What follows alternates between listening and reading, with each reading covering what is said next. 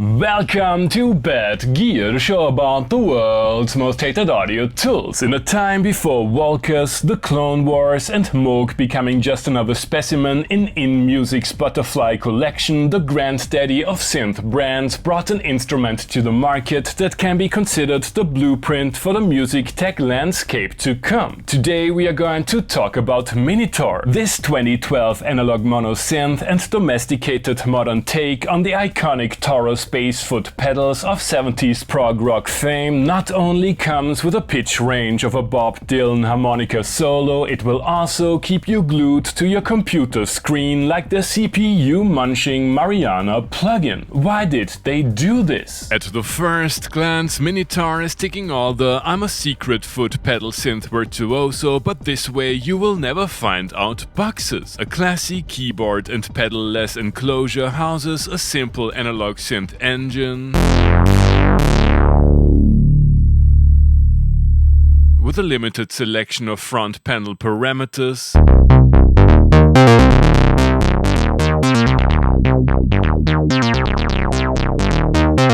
and an additional set of sound design condiments only accessible via MIDI or a dedicated app. Being the fourth official incarnation of Taurus, the little bull calf is still heavily inspired by the oscillators of the original, earth-shaking double saws and squares, can be mixed, detuned,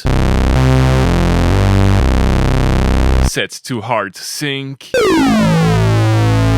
and note sync to eliminate Xanadu style phasiness. The latter two are only accessible using cryptic button knob combinations or with a little help from the outside world. PWM and a noise generator are dearly missed, but this is also where the main limitation of Minitaur rears its ugly head. It can be assumed that the synth runs on the archaic Hz per volt standard internally, and as a result the note range ends at C4.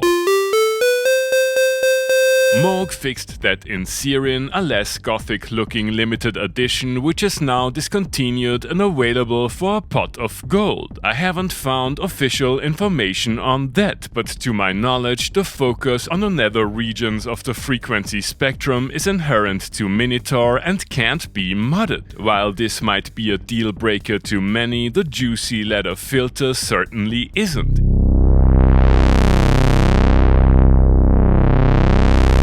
It is capable of self-oscillation and somewhat precisely playable once you find either the MIDI CC or virtual app knob for key tracking. The LFO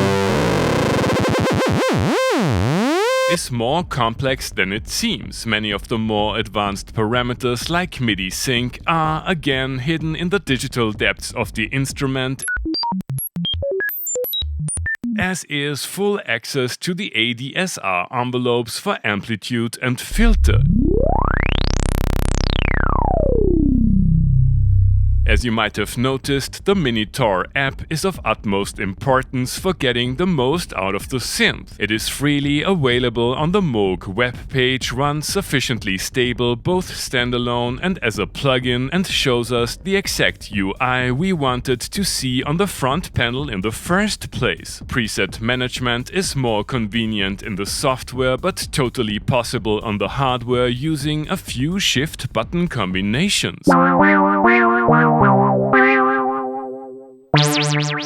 Connectivity is minimalist yet adequate, build quality is sturdy, and while Minitaurs are not cheap, Sirins make reverb go brrr. No wonder Behringer does the bull. Thanks to the great people of Signal Zirkus for lending me another synth from their collection. Minitaur comes with seemingly random limitations, a self-confident price tag, and a form factor worthy of a Gen Z apartment. Did Moog anticipate how synths are made today, and can it still keep up with the competition?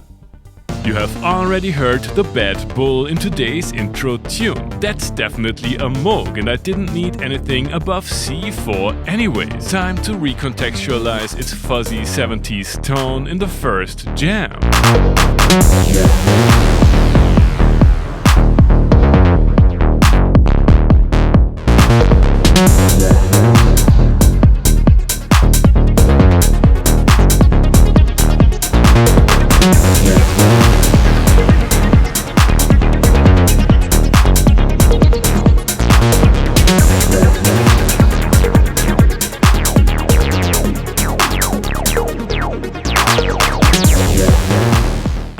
interesting. I still have to get used to the envelope behavior and slightly different filter flavor, but I would really love to hear that on a big PA system. I wanna know if we can add a little more melodic substance to a jam in spite of the limited pitch range.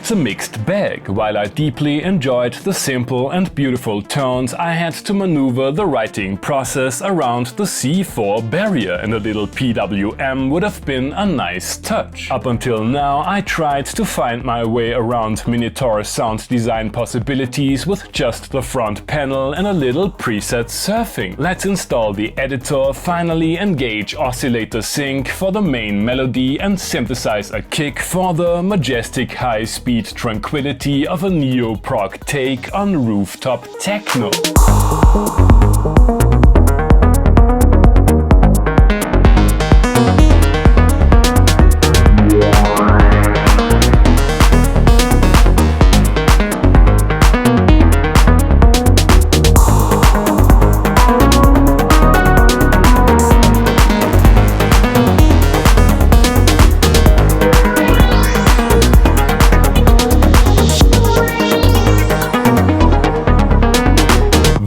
Minitaur is as awesome as it is frustrating. Perfect form factor for most of my setups, inviting front panel interface and a familiar yet unique version of a classic Moog Taur. However, the strong reliance on the editor, even for comparably basic parameters, is a deal breaker for me, and while you can work around this with MIDI controllers and shift functionality, it is the lack of information on what's actually going on in the synth that tends to limit its use even more than the small tonal range. People who defend these limitations because Minitaur is sold as a bass synth might be surprised to find out what a bass station, Volca bass, or even a Minilog that fell asleep in a tattoo parlor is capable of. Thanks for watching and see you next time!